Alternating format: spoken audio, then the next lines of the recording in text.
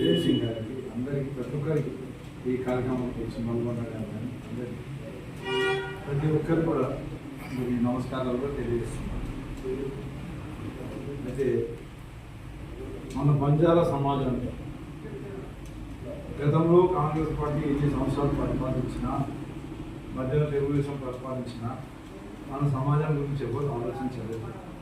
మన బంజారాల అభివృద్ధి కొరకని ఎవరు కూడా కృషి చేయలేదు. కేవలం కేసీఆర్ గారు అధికారంలోకి వచ్చిన తర్వాతనే మరి వారికి మీరు అందరూ కూడా అండదండ నుండి తెలంగాణ రాష్ట్రం సాధించడంలో మరి మేజర్ పాత్ర పోషించినందుకు వారు మీ రుణం తీర్చుకునే కొరకని మరి ఎన్నెన్నో కార్యక్రమాలు మనం బంజారాల కొరకు చేయాలి.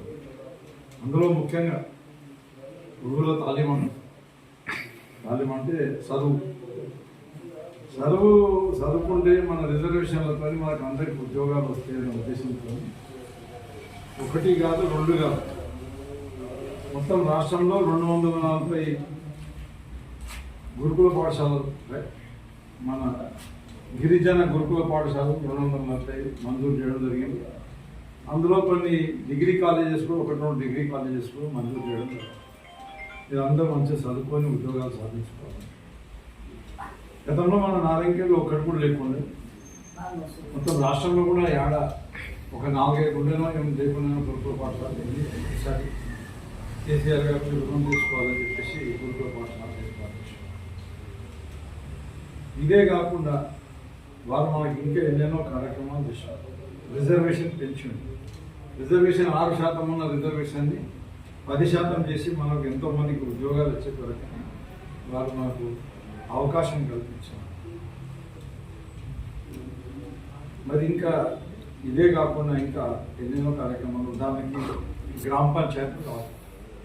ఎన్నో ఏళ్ళ నుంచి మమ్మల్ని మేము పరిపాలించుకోవాలనే ఆశ, ఆకాంక్ష మన గిరిజనులకు ఉన్నాయని కూడా మరి ఏ ప్రభుత్వం కూడా పట్టించుకోకుండా ఆ గ్రామస్తుల కాళ్ళకి మేము నలిగిపోయేటట్టు గ్రామాలతో ముడివిడి ఒకవేళ మనం సర్పంచ్ అయినా, రిజర్వేషన్ సర్పంచ్ అయినా వాళ్ళ చేతల్లో ఉండే విధంగా చేసుకొని మనకు మన హక్కులు, ప్రాథమిక హక్కులు మనకు అందకుండా చేసిన ఘనత కూడా ఆ కాంగ్రెస్. మన కేసీఆర్ గారు వచ్చిన తర్వాత మన ఒక నారాయణఖేడ్ నియోజకవర్గంలోనే మనం 60 గ్రామ పంచాయతీలు చేసుకున్నాం. మన గిరిజన తాండాలలో 60 గ్రామ పంచాయతీలు చేసుకుంటాం. 60 గ్రామ పంచాయతీలకు మనం పరిపాలించుకుంటాం. ఈ పరిపాలించుకోవడమే కాకుండా ఆ గ్రామ పంచాయతీలకు సాధారణంగా గ్రామ పంచాయతీల నిధులు వస్తే అన్ని గ్రామంతో కలిసి ఉన్నప్పుడు గ్రామాలను డెవలప్మెంట్ చేసుకుని తాండాలను అసలు ఏ స్కీమ్ వచ్చినా మనకు కూడా సమానంగా వచ్చేసి ఈరోజు తాండాలల్లో నేను కొన్ని తాండాలు చూసిన, తాండా లోపల మళ్ళీ సీసీ రోడ్ ఇద్దామని జాగ లేకుండా మేము సీసీ రోడ్ వేసి ఆ రకంగా తాండాలు డెవలప్ చేసినాం. ఇదే కాకుండా తాండాలకు వెళ్ళాలంటే నేనే గతంలో మా ప్రభుత్వం అధికారంలో కాకముందు కనీసం ఫార్మేషన్ రోడ్లు కూడా లేవు. ఉదాహరణకి కుబాతాండ ఫార్మేషన్ రోడ్ మేమే వేసినాం. ఆ రాళ్ళ మీదకి నడుచుకుంటూ పోయినాం. మళ్ళా దానికి మిగతా డాంబర్ రోడ్ మేమే చేసినాం, అన్నీ మేమే చేసినాం. ఆ రకంగా తాండాలకు అన్నింటికీ డాంబర్ రోడ్లు చేసే కొరకని ప్రత్యేకంగా మనకు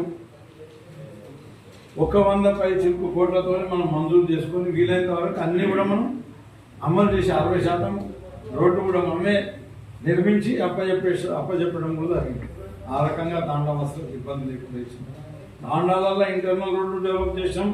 తాండాలకు వెళ్ళే రోడ్లు కొత్తగా డాంబర్ రోడ్లు వేసినాం.